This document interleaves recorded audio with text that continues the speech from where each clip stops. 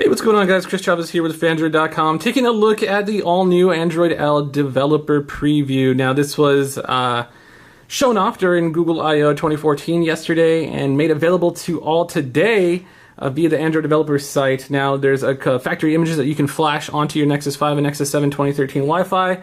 But, you know, you gotta know how to do that sort of stuff.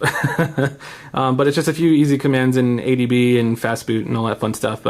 Once you do, you'll be running this very, I guess, experimental or beta version of Android that's supposed to be coming out later this year, but not officially right now. It's just kind of in preview mode so that developers can kind of get their hands on it and start building apps, and OEMs can figure out what's coming on down the line so that their phones can get Android L as soon as it drops. So first off, you're going to notice that there is this crazy new lock screen. Swiping down, you can see here you can expand these notifications and they kind of move up. Swiping down again will bring up these toggles, but that's more of a notification area feature. Swiping up will go ahead and unlock your phone. Let me lock it again and then show you. There are gestures, so you can go back and forth to dismiss individual notifications, and swiping over this direction, you can see here the phone icon starts slowly growing, and it's a shortcut to the phone or the dialer. While swiping this way will open up the camera. Let's go ahead and just unlock here. And taking a look at some of these new notifications or the notification area. Now, swiping down will open up a notification or expand it just like that. If there's multiple, I imagine they're going to all stay very compact. But swiping down again will pull up these quick settings toggles that normally you could only access by doing that two-finger swipe or swiping down and then pressing the little quick settings button. Kind of annoying and extra taps and all that stuff and just not so intuitive, but now they're all here. Very easily accessible. A little bit weird with the UI, and things look a little bit messy and strange, and everything's kind of separated and sort of like cards, but not really, and I'm not really sure what's going on here. Again, it's early, no big deal. There's brightness toggle settings here. And let's just go ahead and dive into the settings now so that we can see what's going on there. Going into settings, you can see it's now a white interface with these little green accents, which is very interesting, to say the least. We don't know if there's going to be maybe a theming option later or what, but this is kind of what it looks like right now. Going into sounds and notifications, you can see, oh, that was cool. You see that? Bloop. All these little animations everywhere. That's kind of the name of the game for Android L. And they have this new Do Not Disturb mode. So if I go here, you can see there's Do Not Disturb. And when it's on, you can allow maybe just phone calls, maybe just messages, or just whatever. And you can even set it so it's only specific contacts like your starred or anyone else. And you can have it so it automatically turns on, which is a very nice little feature as well. Pretty snazzy-dazzy.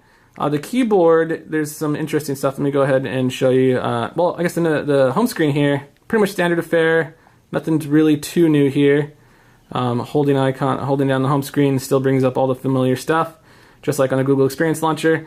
But the keyboard is all new and improved. You can see here, you still got the swipes. It's got cool little animation pop-up stuff when you type things, and it's got a little search button here.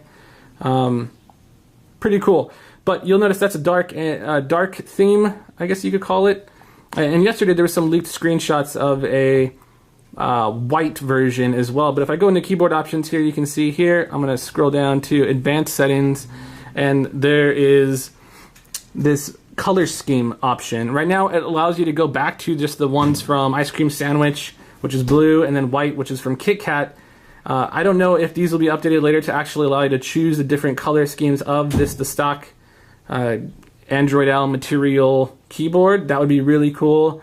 I really hope and cross my fingers that you can do that later. Something else that's new are these little nav buttons here. You can see here they look like PlayStation icons, which is kind of interesting. If I click the recents, it's all new as well. So you can see here you have settings, you scroll down, the Play Store, camera, whatever else you've been playing around with.